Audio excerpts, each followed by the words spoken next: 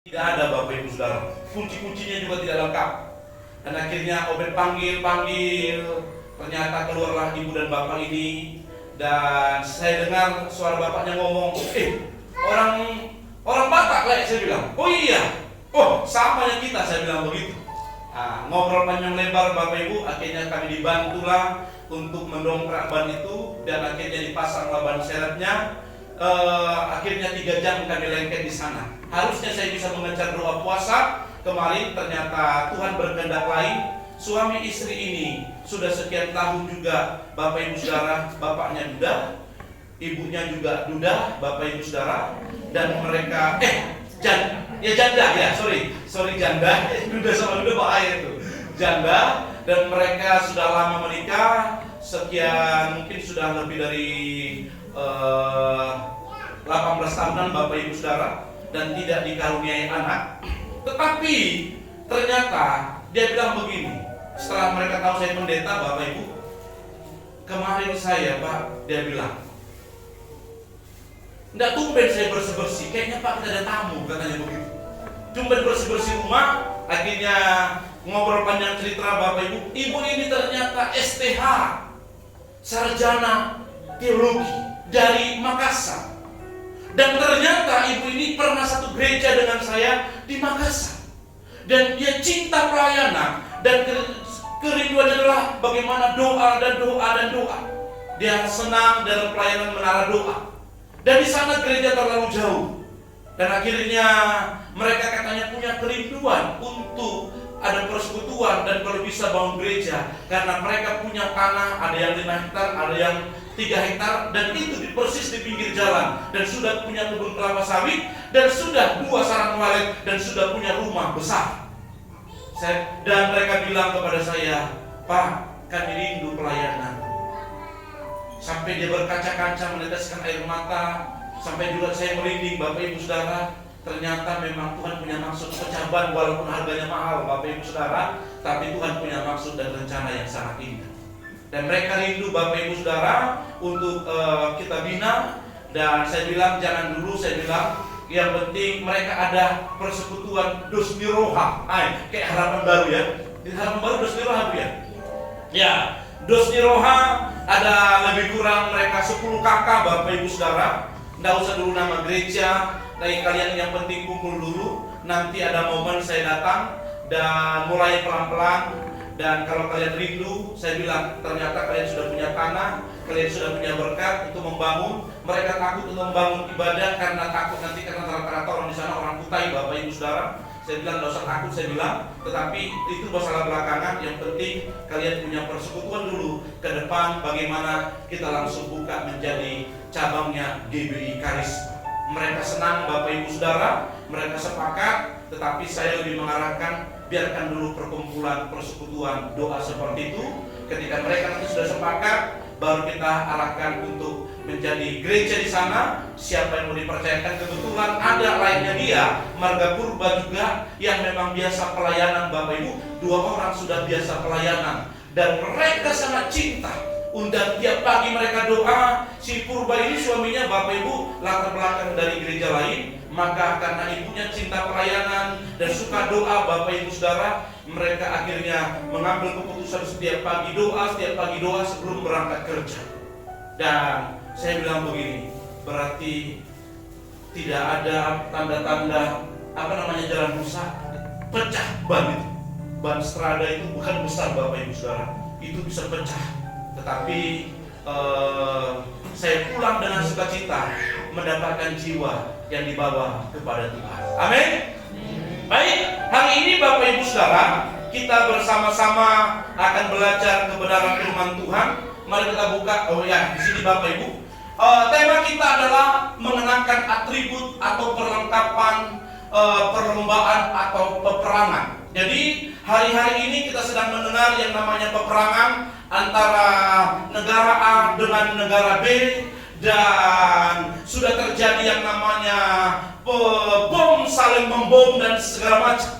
Bahkan gereja Bethel Indonesia, para tokoh-tokohnya berdiri di tengah media sosial untuk menyampaikan kepada umat perbanyaklah doa. Tidak ada cara lain Bapak Ibu Saudara. Kalau sempat terjadi yang namanya perang dunia ketiga, maka Bapak Ibu Saudara, uangmu, bisnismu, rumahmu, dan segala macamnya tidak ada lagi artinya Bapak Ibu Saudara. Kalau itu sudah terjadi, makanya kita berdoa supaya semuanya berjalan dengan kondusif, karena ini berbicara tentang harga diri. Ini berbicara tentang Bapak Ibu Saudara, harga diri. Biasanya kalau orang sudah kaya, besar, pengusaha hebat, dan negara hebat, biasanya berbicara apa?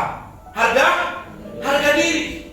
Mau ditaruh di mana harga diri saya? Kan kira-kira begitu. Jadi kemarin Bapak Ibu Saudara, saya pakai mobilnya jemaat, mobil Strada, dan itu jalannya hancur. Bayangkan Grand Max bisa lewat begitu lancarnya, saya sampai Bapak Ibu terlempar ke pinggir dan sulit naik. Saya bilang ini berbicara harga diri. Double cabin, ya, mobilnya kuat tapi terlempar. Saya lihat beberapa Grand Max lewat, santainya mereka. Saya bilang sama Obed, "Bed, ini berbicara harga diri." Akhirnya Bapak Ibu Saudara, saya lihat Strada satu lagi lewat. Memang bannya, campurnya memang begitu luar biasa. Luar biasa. Dia pun sudah termiring-miring. Tapi ada Grand Max berlewat beberapa orang kampung situ. Kayaknya santai aja. Santai aja lewatnya, bisa lurus. Saya dibilang Obed, "Pak, jangan sampai Bapak dipermalukan," katanya. Wah, panas juga Bapak Ibu Saudara. Akhirnya cari cara lain Bapak Ibu Saudara, pasang double-nya, gas genjot, dan puji Tuhan, naik Bapak Ibu Saudara. Karena sudah banyak orang bilang begini, "Apa itu? Masa double cabin terlempar?" Dia bilang begitu. Saudara dikasih, kembali lagi, kenapa terjadi hal seperti ini? Peperangan itu berbicara harga. Iran tidak mau Bapak Ibu diusik. Begitu juga Israel, apalagi Pak Amerika, ya, Trump tidak mau Bapak Ibu macam-macam. Siapa sih lu? Kami ini negara besar, Bapak Ibu Saudara, dan sudah banyak yang jadi korban, hancur di mana-mana. Oleh karena itu Gereja Betel Indonesia mengumandangkan, "Hai jemaat Gereja Betel Indonesia, hamba Tuhan jemaat, perbanyaklah bersujud dan berdoa supaya dampak perang itu Bapak Ibu Saudara tidak sampai ke Indonesia, dan perang itu kiranya bisa terselesaikan dengan baik. Karena kalau sudah terjadi perang dunia ketiga, dampaknya sampai tidak ke Malino sana, sampai tidak ke kampungmu yang tidak masuk Google Map itu, ke Tarunggung sana, nyampe Bapak Ibu Saudara. Dan terlebih lagi dampaknya kemana? Ekonomi. Oleh karena itu Bapak Ibu Saudara, mari sama-sama kita berbanyak berdoa. Jangan santai Bapak Ibu, ambil bagian daripada doa itu. Oleh karena itu hari ini tema kita mengenakan atribut atau perlengkapan perlombaan atau peperangan. Next, ayo kita baca bersama-sama ayatnya Bapak Ibu Saudara. Saya undang kita sama-sama bangkit berdiri. Kita baca kebenaran firman Tuhan dalam Efesus 6 ayat 10 sampai seterusnya. Kita baca bersama-sama 3, 2, 1. Akhirnya hendaklah kamu kuat di dalam Tuhan, di dalam kekuatan kuasanya. Kenakanlah seluruh perlengkapan senjata Allah, supaya kamu dapat bertahan melawan tipu muslihat iblis. Karena perjuangan kita bukan melawan darah dan daging, tetapi melawan pemerintah-pemerintah, melawan penguasa-penguasa, melawan penghulu-penghulu dunia yang gelap ini, melawan roh-roh jahat di udara. Next. Sebab itu ambillah seluruh perlengkapan senjata Allah, supaya kamu dapat mengadakan perlawanan pada hari yang jahat itu, dan tetap berdiri sesudah kamu menyelesaikan segala sesuatu. Terus, jadi berdirilah tegak, berikat pinggangkan kebenaran, dan berbaju jirahkan keadilan. Kakimu berkasutkan kerelaan untuk memberitakan Injil damai sejahtera. Dalam segala keadaan pergunakanlah perisai iman, sebab dengan perisai itu kamu akan dapat memadamkan semua panah api dari si jahat. Dan terimalah ketopong keselamatan dan pedang roh, yaitu firman Allah. Terus, dalam segala doa dan permohonan, berdoalah setiap waktu dalam roh, dan berjaga-jagalah di dalam doamu itu dengan permohonan yang tak putus-putusnya untuk segala orang kudus. Amin. Silakan duduk, kembali ke awal. Kembali ke awal. Ya, perhatikan baik-baik Bapak Ibu Saudara. Next. Akhirnya hendaklah kamu kuat di dalam Tuhan, di dalam kekuatan kuasanya. Bapak Ibu Saudara, Alkitab mengatakan begini, akhirnya hendaklah Charles Manurung, hendaklah jemaat GBI Karisma kuat dalam Tuhan. Karena kalau kamu lemah, kamu akan kalah. Ada banyak Bapak Ibu cara si iblis menghancurkan kita. Bisa dibuat Bapak Ibu, kalau istrimu lemah, dia akan jadi perang buat saudara. Kalau suamimu yang lemah, dia bilang begini, kayaknya aku ini sudah tidak bisa lagi nih, kayaknya aku sudah tidak mampu lagi nih, kayaknya ini memang begini, kayaknya aku tidak bisa sembuh, aku sepertinya memang ya sudah bobrok begini. Kalau imam suami sudah lemah Bapak Ibu, tidak kuat, maka Bapak Ibu, di sanalah kehancuran dan kekalahan kita. Kamu mencoba bisnis 1 kali gagal, 2 kali gagal, 3 kali gagal, kamu bilang begini, kayaknya tidak bisa, kayaknya tidak bisa. Bapak Ibu Saudara, saya selalu bilang kepada kita semuanya, perkatakanlah perkataan berkat. Amin. Amin. Kalau kamu gagal hari ini, katakan aku pasti bisa, aku pasti bisa, aku pasti bisa. Kalau hari ini Bapak Ibu kamu belum sembuh, aku bilang katakan aku pasti sembuh, aku pasti sembuh, aku pasti sembuh. Perkatakan terus. Supaya apa? Ada kekuatan Tuhan mengalir atas saudara dan saya. Suamimu yang belum berubah, aku percaya suamimu pasti bertobat. Suamiku bertobat. Kalau anakmu yang belum bertobat, anak-anakku akan pasti berubah. Berubah. Jangan kau bilang, dasar memang anak nakal, dasar memang anak nakal. Kayaknya tidak bisa berubah dia. Kayaknya tidak bisa berubah. Perkataanmu adalah doamu. Oleh karena itu teman-teman, Alkitab berkata akhirnya hendaklah kamu kuat di dalam Tuhan. Ketika kamu sudah lemah Bapak Ibu Saudara, maka disitulah kamu tak berdaya lagi, kamu tak ada lagi kuasa. Satu saat beberapa tahun yang lalu, Bapak Ibu, mungkin sekitar 12 tahun yang lalu, ada seorang ibu minta didoakan di rumah sakit, dan dia sudah koma, dan pada saat itu dia punya beberapa anak kecil. Saya diminta untuk datang Bapak Ibu Saudara, dan sudah ditangani oleh dokter. Kemungkinan besar ibu ini, kata dokter, kemungkinan tidak sembuh. Tetapi pada saat itu saya hanya membisikkan, karena dia sudah tidak sadar lagi, Bapak, sudah koma. Ternyata orang koma itu masih punya pendengaran. Saya dapat hikmat begini kira-kira Bapak Ibu Saudara. Saya bilang begini, sudah setelah saya doakan dia, saya bilang, Bu, tetaplah kuat, semangat.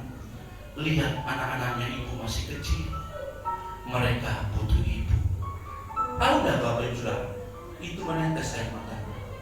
Makanya hati-hati kata dokter atau orang lain kalau ngomong di depan orang yang sudah koma, karena mereka punya pendengaran. Semangat ya Bu ya, Tuhan Yesus ada beserta dengan ibu. Lihatlah anak-anak masih membutuhkan ibu, membawa mereka menjadi anak-anak yang hebat. Dia nangis Bapak Ibu Saudara. Tahu gak cerita dari singkat cerita ini? Ibu ini mengalami suman dan pulih dan sehat Bapak Ibu. Atas dasar apa? Kekuatan. Apapun musuhmu di depan, ketika kamu kuat, pasti kamu bisa mengalami kemenangan. Amin. Tapi kalau kamu sudah lemah Bapak Ibu, ya sudahlah, kayaknya tidak bisa lagi. Biarlah dipanggil lah. Kalau masuk neraka ya masuk neraka lah. Kayaknya tidak kuat lagi. Coba saya kemudian kamu, ada yang begitu? Ayat 11. Kenakanlah seluruh perlengkapan senjata Allah. Dia katakan begini, kenakanlah setengah atau seluruh? Seluruh. Ya, jangan setengah-setengah. Alkitab berkata, kenakanlah seluruh perlengkapan senjata Allah. Supaya apa? Kamu dapat bertahan melawan tipu muslihat iblis. Artinya berarti si iblis sehebat apapun, Anda bisa kalahkan tidak? Bisa kalahkan tidak?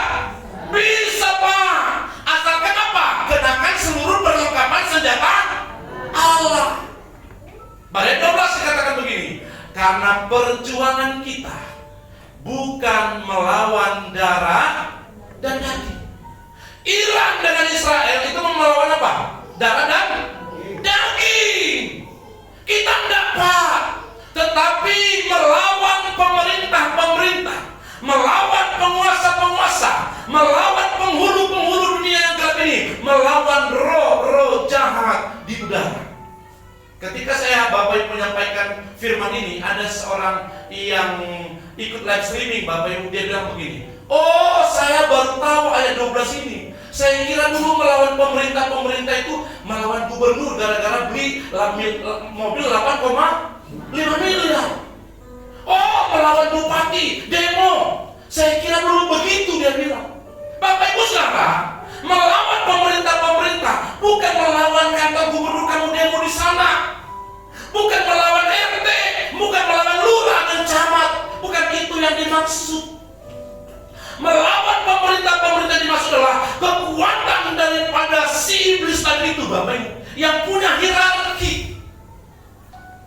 Makanya selanjutnya dikatakan begini, melawan penguasa-penguasa, melawan penghulu-penghulu dunia yang gelap ini, dan terakhir melawan roh jahat di udara. Sadar Pak, peperangan kita adalah melawan siapa? Si iblis. Jadi sebelahmu itu bukan musuh. Bilang begini, kamu bukan musuh. Amin. Suamimu itu bukan musuhmu, walaupun sering musuhan. Walaupun sering musuhan, ya. Tetanggamu itu bukan musuhmu, Pak. Sampai kau marah bawa golok. Siang-siang bawa golok, enggak nyambung. Enggak nyambung juga, Pak. Next, ya. Ayat 13. Nah, ini. Sebab itu bukan kita hanya ambil, tetapi ayat berapa tadi? Pakailah, bukan, tetapi selanjutnya dikatakan sebab itu apa yang dikatakan? Ambillah. Tuhan kasih sediakan, maka dia bilang apa?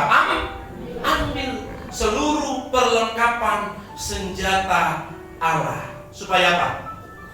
Supaya Charles Manurung dapat mengadakan perlawanan pada hari yang jahat itu. Dan tetap apa?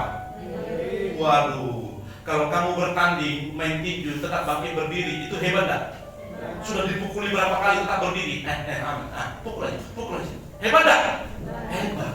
Makanya kamu sudah kelihatannya babak belur, tapi kau bilang gini, iblis kau tidak ada apa-apanya. Sekalipun aku bangkrut hari ini, tapi aku percaya Tuhan hentikan lebih besar. Itu orang yang mampu bangkit berdiri. Amin. Orang kalau sudah bangkit berdiri, Pak, sekalipun sudah babak belur kelihatannya, tapi tetap bangkit berdiri. Apapun yang terjadi, aku tetap percaya Tuhanku pasti menolong hidupku. Waduh, itu keren. Tapi kalau ada masalah, nggak ada gereja, hujan sedikit tidak datang, mau bagaimana kau berdiri? Siap Tuhan, nggak bisa. Aduh, memang ya hidup ini susah sekali. Kenapa bisa lemah? Karena memang kamu tidak ambil perlengkapan tadi. Amin. Jadi ketika kamu mengambilnya pada hari yang jaga dan tetap berdiri, sesudah kamu menyelesaikan segala sesuatunya, kamu pasti menang. Jangan kalah Pak 2026 ya. Ya, jangan kalah. Banyak orang ikut Zoom Bapak Ibu kalah, Bapak Ibu Saudara. Doa subuh banyak kalah. Makanya kamu yang ikut lagi, kau bilang gini, aku harus berperang, harus ikut doa subuh. Tidak usah banyak alasanmu. Itu salah satu melatih dirimu. Melatih diri. Bangun pagi, walaupun tidak mungkin ngantuk, kau lawan Bapak Ibu Saudara. Saya di tengah hutan dapat signal, saya ikut doa subuh. Kenapa Bapak Ibu Saudara? Itu bagian daripada melatih diri saya. Ada main pelayan-pelayan, ada main bilang begini karena kau jangan banyak alasan bilang begitu. Jangan banyak alasan kau bilang tidak ada signal. Kau cari signal mana yang lebih kuat. Jangan banyak alasan.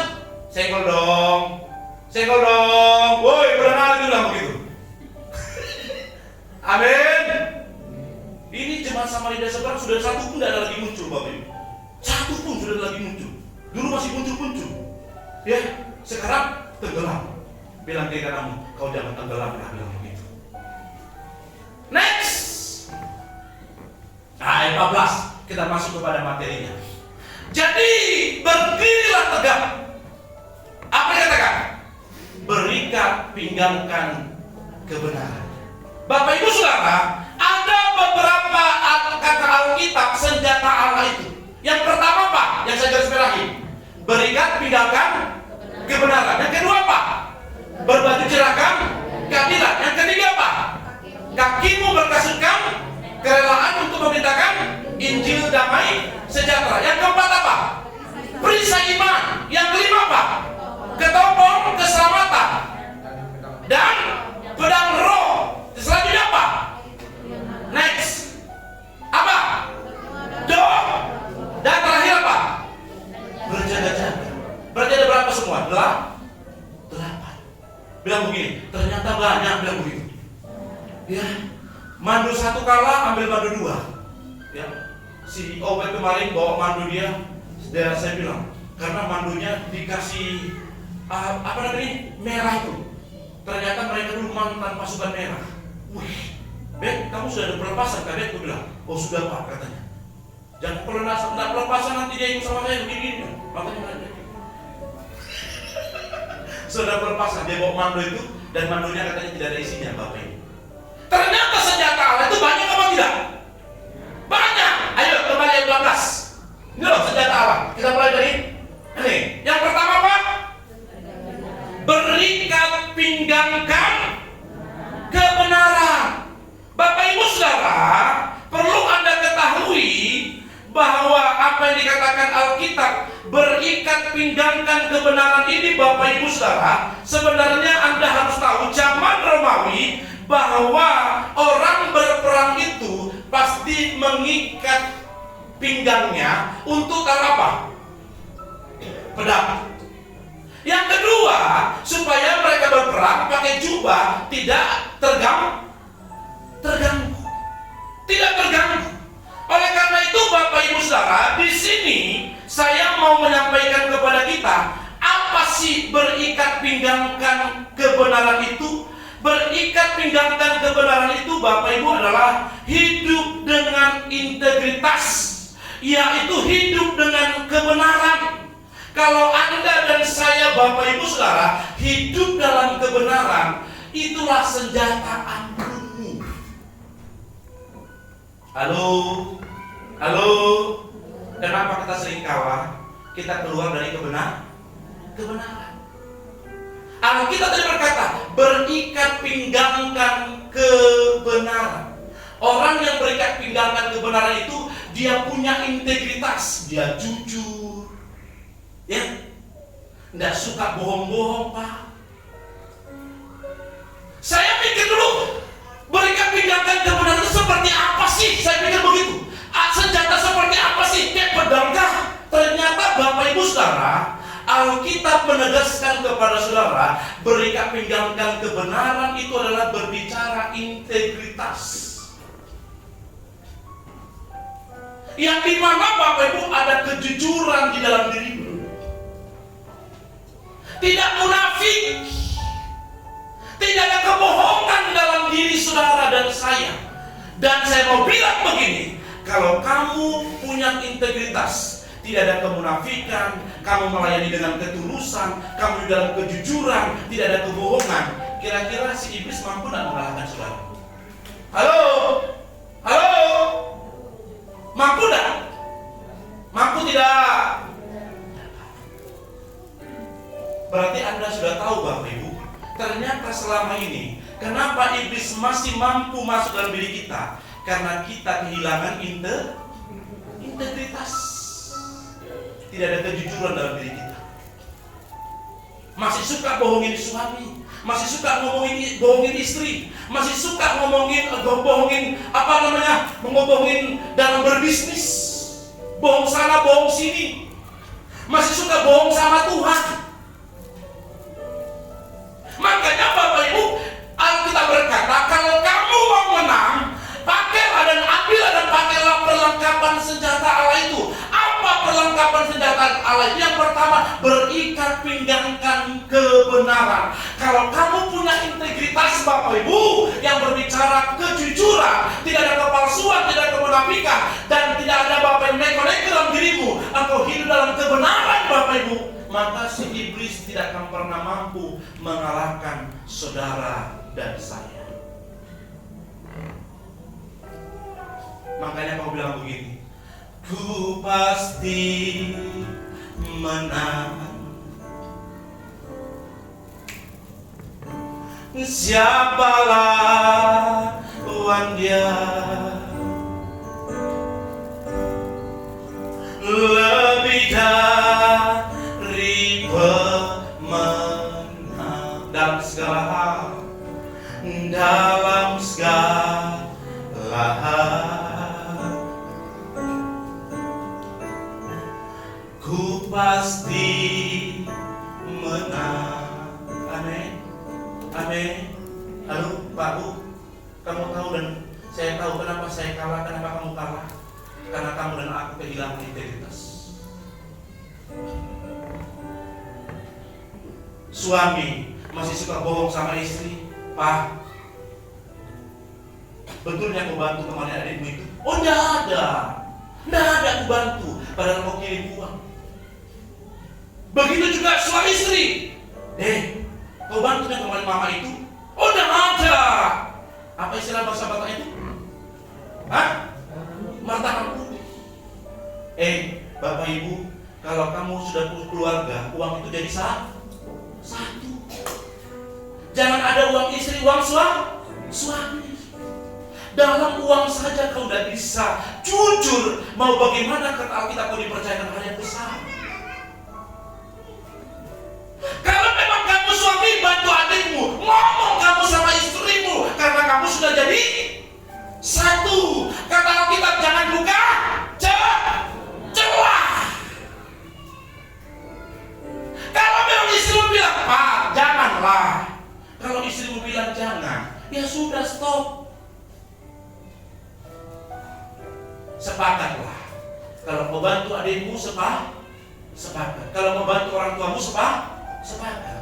Kalau sudah suami istri saling bohong-membohong, kira-kira Anda melihat janji tidak? Enggak, Pak. Yang ada ribut, gontok-gontokan. Pak, buktinya orang itu suami istri malas ke gereja, berkelahi terus, kok diberkati terus. Saya mau bilang begini, hanya tinggal tunggu waktunya itu. Orang yang tidak takut akan Tuhan kelihatannya sukses Bapak Ibu. Memang kenapa dia bisa sukses? Kerja keras. Tapi saya bilang, kerja keras itu akan menjadi sia-sia ketika kau naik di atas, jatuh sekejap, bisa geledak. Aduh, banyak orang di sana Pak yang begitu. Makanya jangan pernah kau bohongin istrimu, jangan kau bohongin suamimu, jangan pernah kau bohongin orang tua.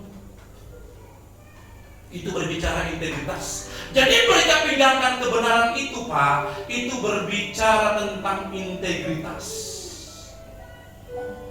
Jaga mulut kita supaya ngomong yang benar. Selalu saya bilang begini, Pak Bu ya, mohon maaf. Mohon maaf. Kamu ibu-ibu yang tidak setia, tidak jujur mengembalikan persepuluhan, mohon maaf. Kamu sebagai seorang ibu loh, sebagai seorang istri, supaya kamu lihat suamimu bekerja dengan keras, kamu melihat janji, melihat keberhasilan, supaya ada perlindungan, ada penyertaan, kamu harus jujur.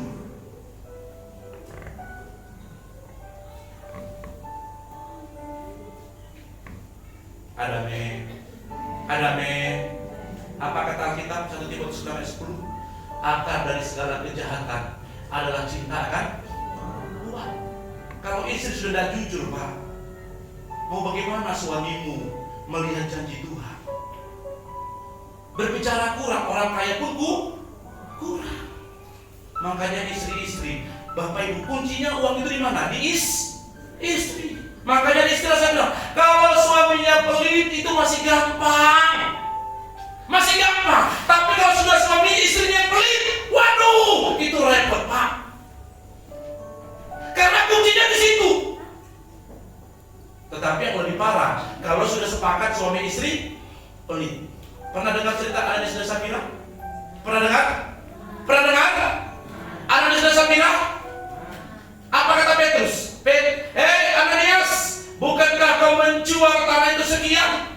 Sebenarnya milik siapa uang itu? Milik siapa? Ananias dan Safira. Kenapa jadi bermasalah? Dia bohong. Bohong sama siapa? Hamba Tuhan. Padahal sebenarnya Petrus minta enggak? Enggak. Dia hanya si Ananias dan Safira yang janji untuk kasih ke Tuhan. Hati-hati loh Bapak Ibu Saudara. Istri-istri, ya, kamu khususnya, kamu harus jujur ini berbicara berikan kebenaran. Sejak dari dini anak saya sudah saya didik Bapak Ibu, kembalikan milik Tuhan. Kenapa? Supaya kelak mereka menjadi pengusaha, menjadi dokter, dimanapun nanti mereka melayani, mereka menjadi tiang gereja. Paling tidak perpuluhan mereka bisa masuk ke pelayanan gereja. Katakan amin. Coba saya kalau dong bilang, oh apa yang bilang begitu? Buktikan dong. Oleh karena itu Bapak Ibu, berikat pindahkan kebenaran itu berbicara Bapak Ibu integritas, ada kejujuran, ada ketulusan,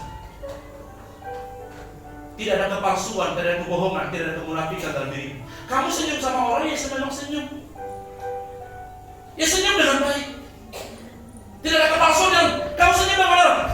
Saya tapi kok kurang ajar begitu. Hati-hati loh, jangan sampai kita hidup dengan pakai kopeng, penuh dengan kemunafikan. Yang kedua, apa yang dikatakan? Berbaju cirahkan keadilan. Orang Israel pada saat itu berperang, mengalahkan bangsa Israel untuk melawan bangsa Filistin. Maka mereka pakai baju apa? Baju cirah. Fungsi baju cirah ini menutupi dada mereka, supaya ketika ada panah datang ke sini tidak mati. Ada baju cirah. Ternyata apa dimaksudkan dengan kata baju cirah keadilan? Bapak Ibu Saudara, itu berbicara tentang hati. Karena baju cirah menjaga bagian vital di sini. Bapak Ibu Saudara, kalau kamu tidak jaga hatimu, maka iblis akan memanfaatkan dirimu. Nanti kerjamu apa? Hanya tahu lihat kekurangan orang. Kerjamu nanti apa? Hanya sakit hati. Makanya Bapak Ibu Saudara, kalau kamu mau menang dalam peperangan 2026, apapun itu, pakailah berbaju cirah keadilan, yang artinya jaga hatimu. Amsal 4 ayat 3, jagalah hatimu dari segala kewaspadaan, karena dari situlah terpancar nggak baca Bapak Ibu. Kehidupan. Amin. Ayo sama-sama jaga hati Pak. Kadang-kadang orang di sekitar kita itu membuat kita kesal. Ya, jaga hati. Orang yang mampu menjaga hatinya Bapak Ibu Saudara, dia akan mampu mengalami peperangan sebesar apapun.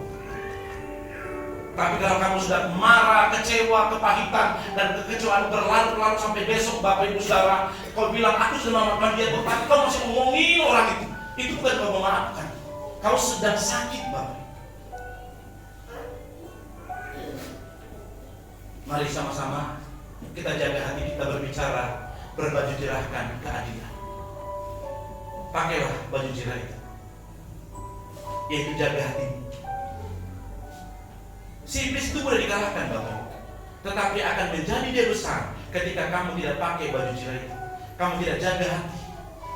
Makanya Efesus 4 ayat 7 berkata, jangan berikan kesempatan kepada iblis. 1 Petrus 5 ayat 8 berkata apa? Apa? 1 Petrus 5 ayat 8. Apa bunyinya? Sadarlah dan berjaga-jagalah, karena si iblis berkeliling setiap hari mencari orang yang dapat ditelannya. Sadar Pak. Tiap hari, oh iya, aku tidak boleh buka celah buat suamiku, aku tidak boleh buka celah buat istriku, aku tidak boleh buka celah atas pekerjaan ini, atas keuangan ini. Saya jangan buka celah. Kalau kamu buka celah Pak, kamu akan jatuh. Kamu marah, kamu kecewa, dan kekecewaanmu berlarut-larut sampai besok. Akhirnya kamu bilang, tidak beres itu orang. Kenapa bisa? Yang tidak beres itu sebenarnya bukan orang itu, tapi kamu. Karena hatimu lagi bermasalah. Saya lagi menangani Bapak Ibu Saudara beberapa orang yang saya tangani. Si A ngomong begini, si B ngomong begini. Yang si A marah, yang si B juga marah. Akhirnya ribut Bapak Ibu, dampaknya ke orang lain. Akhirnya saya panggil semuanya. Saya panggil semuanya Bapak Ibu Saudara. Saya ingin pertemukan kebenarannya. Siapa sih? Apakah ini hanya omongan saja? Karena katanya. Ternyata Bapak Ibu Saudara, hanya miss sedikit saja, tapi bisa menjadi besar.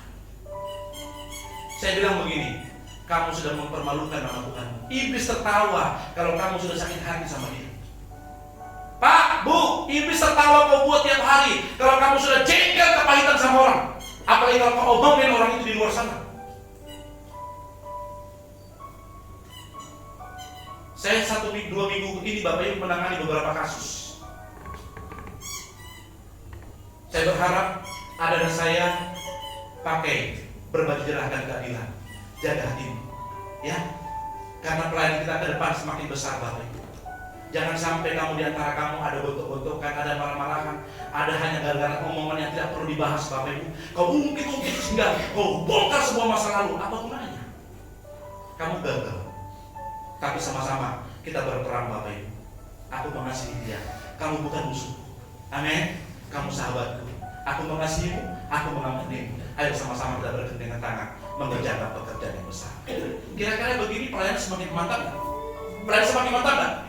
Kalau sudah Bu Manurul gontok-gontokan sama Ibu Sibolo, Ibu Sibolo gontok-gontokan sama Ibu Silitonga, si Manusoka, Silitonga, Ibu Silitonga gontok-gontokan sama Ibu Marbun, Ibu Marbun gontok-gontokan sama Ibu yang di belakangnya. Iya, Rendo, apa? Ringo, iya, Ringo, ya. Bayangkan kalau ini Bapak Ibu, ini akan sulit diperbaiki. Saya berharap gereja kita di ke depan Bapak Ibu, kita sudah memikirkan hal-hal yang besar. Amin. Pekerjaan yang besar. Amin. Ayo kita pakai baju tirai. Kamu pasti bisa. Supaya si iblis tidak dapat kesempatan Bapak Ibu untuk menghancurkan saudara, menggagalkan saudara. Tapi kamu mampu berdiri karena kamu mengasihi orang di sebelah. Mereka bukanlah musuh, mereka adalah sahabat. Masih panjang Bapak Ibu. Saya berharap cukup 2 poin yang saya sampaikan kepada saudara dan saya. Yang penting melakukannya. Tuhan memberkati. Amin.